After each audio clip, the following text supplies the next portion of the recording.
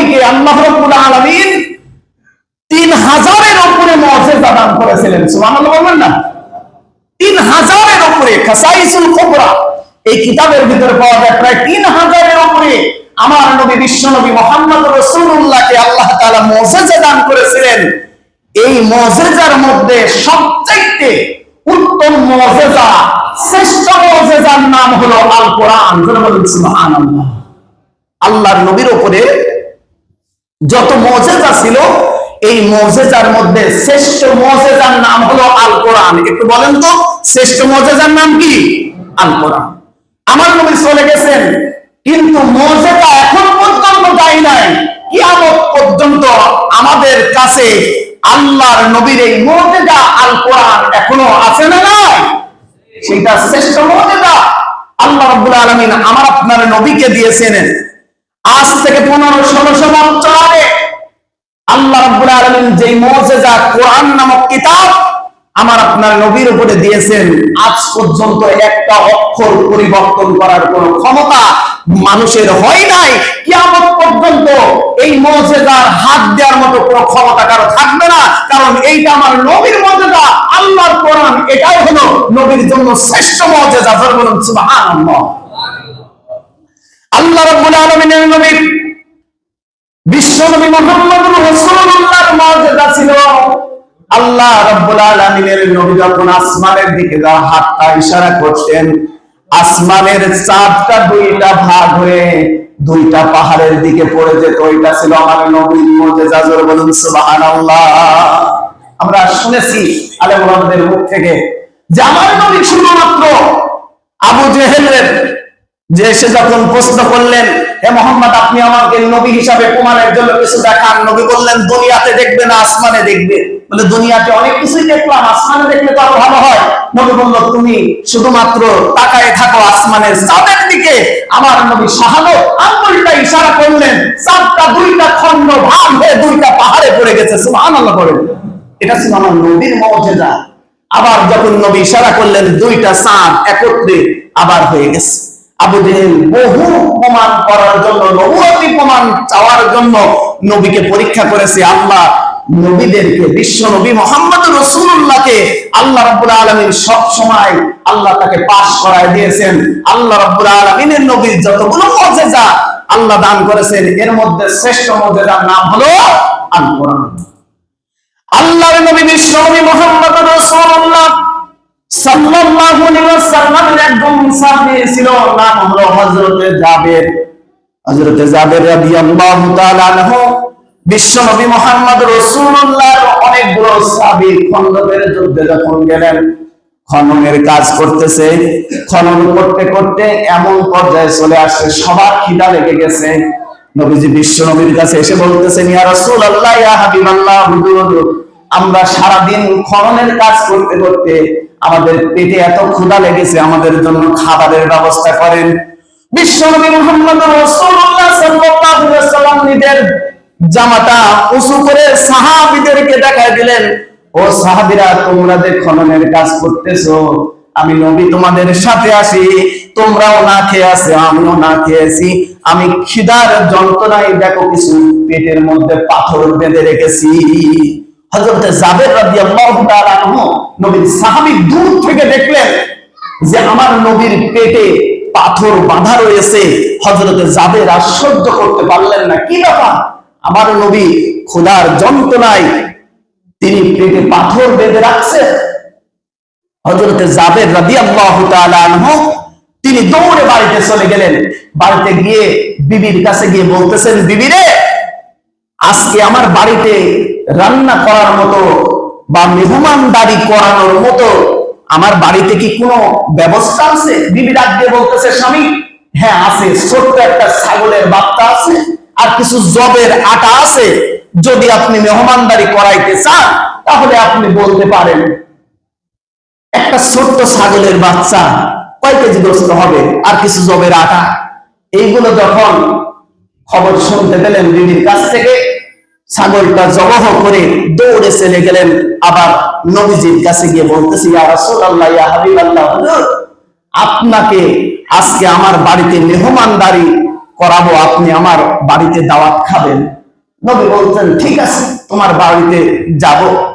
এইদিকে নবী যখনই এই দাওয়াতটা পেয়েছে, সব খন্দকের যত সাহাবী ছিল সব সাহাবীদেরকে ডেকে বলতেছেন যে ও সাহাবীরা, আজকে জাবেরের বাড়িতে সবাই দাওয়াত খাইতে যাবো। বলেন সুবহানাল্লাহ।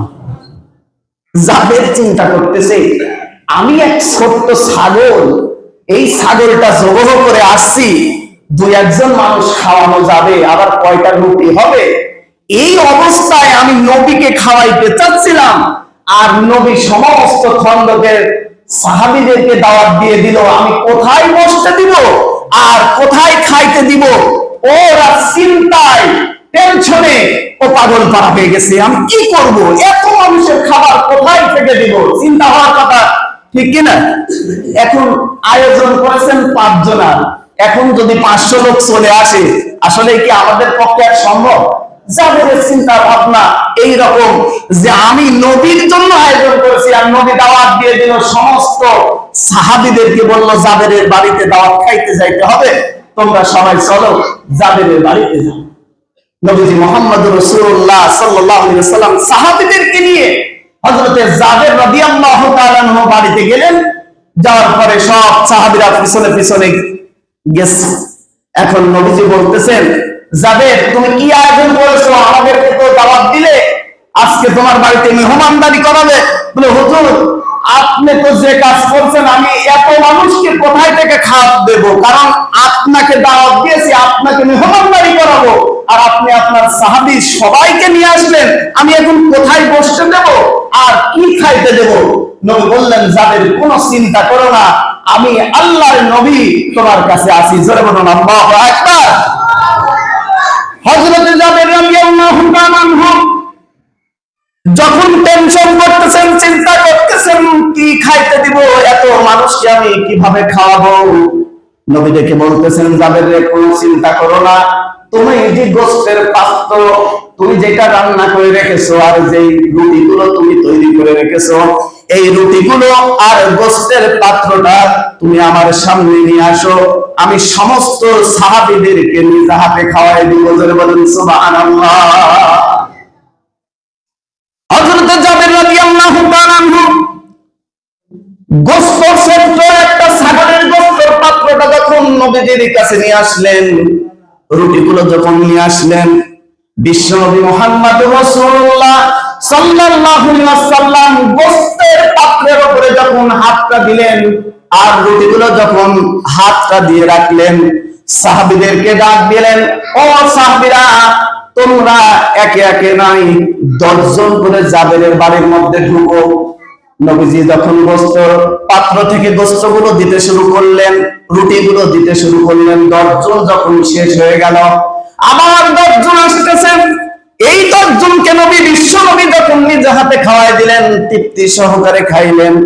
এইভাবে করতে করতে কিতাবের মধ্যে পাওয়া যায় 1-2 জন নয়, প্রায় 3000 সাহাবীকে বিশ্বনবী মুহাম্মদুর রাসূলুল্লাহ তৃপ্তি সহকারে খাওয়াই দিয়েছেন। জোরে বলুন সুবহানাল্লাহ।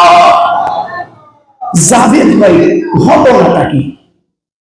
জাবের বলতেছেন, ইয়া রাসূলুল্লাহ, আমি একটা ছোট্ট ছাগল জবাই করলাম, যেই গোশতটুকু আপনি যদি তৃপ্তি সহকারে খান, আমরা পরিবার নিয়ে খাই, তাহলে তো হওয়ার কথা না, কিন্তু এতগুলো মানুষ খাইলো কিন্তু আমার গোশত ফুরায় না, এর কারণ কি? বিশ্বনবী মুহাম্মদুর রাসূলুল্লাহ সাল্লাল্লাহু আলাইহি ওয়াসাল্লাম খন্দকের সমস্ত যুদ্ধে সেই সাহাবীদেরকে নিয়ে যখন তৃপ্তি সহকারে খাইলেন, জাবের চিন্তা করতেছে পাতিলের মধ্যে কিছু আছে নাকি দেখি। পাতিলের মধ্যে তাকায় দেখে, মনে হচ্ছে যে এই গোশতগুলো যতটুকু ছিল ওই গোশতটুকু ততটুকু ওইভাবে আছে। সবাই পরিতৃপ্তি ভাবে খাওয়ার পরেও পাত্রের ভিতরে আল্লাহ রাব্বুল আলামিন বরকত দান করেছেন। বলেন সুবহানাল্লাহ। এইদিকে জাবেরের স্ত্রী ফিসফিস করে কথা বলতেছে, জাবেরকে ডেকে বলতেছে যে এইদিকে একটু আসো। বলে কে, কি হয়েছে? বলতেছে, ঘটনাটা বুঝলাম না, একটা ছোট্ট ছাগলের বাচ্চা আর কয়েকটা জবের রুটি এত মানুষ খাওয়ার পরেও পাত্রের ভিতরে গোস্ত থাকলো কিভাবে? নিশ্চয় এইটা সাধারণ খাবার আর নয়, এই খাবারের ভিতরে বরকত দিয়েছেন কে বলেন তো? আর মর্যাদা কার?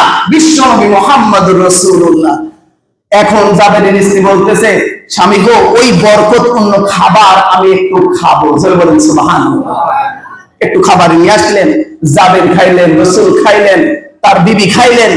খাওয়ার পরে নবীজি মুহাম্মদুর রাসূলুল্লাহ জাবেরের স্ত্রী যখন এই কথাগুলো বলছে, বরকতপূর্ণ খাবার, আমার একটা ছোট্ট ছাগল, এই ছাগলের কথা নবীজির কানে গেছে। জাবেরকে ডেকে বলতেছে, জাবের, তোমার স্ত্রী কি কোনো কথা বলতেছে ছাগলের ব্যাপারে? বলে, না হুজুর, আপনাকে মেহমানদারি করানোর জন্য আল্লাহর হস্তে এই ছাগলটা আমার বিবি দিয়ে দিয়েছে, সেই ছাগলের কথাই বলতেছে। বলে, যাবেন, তুমি কোনো চিন্তা করো না, যতগুলো সাহাবী খানা খেয়েছে আর যতগুলো সাহাবী রুটি খেয়েছে, এই ছাগলের হাড্ডিগুলো আমার সামনে একটু নিয়ে আসো। জোরে বলেন সুবহানাল্লাহ। নবীজি মুহাম্মদুর রাসূলুল্লাহ সাল্লাল্লাহু আলাইহি ওয়াসাল্লামের কাছে ওই হাড্ডিগুলো যখন নিয়ে আসলেন, নিয়ে আসার পরে আমার আপনার নবী বিশ্বনবী মুহাম্মদুর রাসূলুল্লাহ সাল্লাল্লাহু আলাইহি ওয়াসাল্লাম তিনি হাড্ডিগুলোকে একটু হাত দিয়ে ছোঁয়া দিলেন।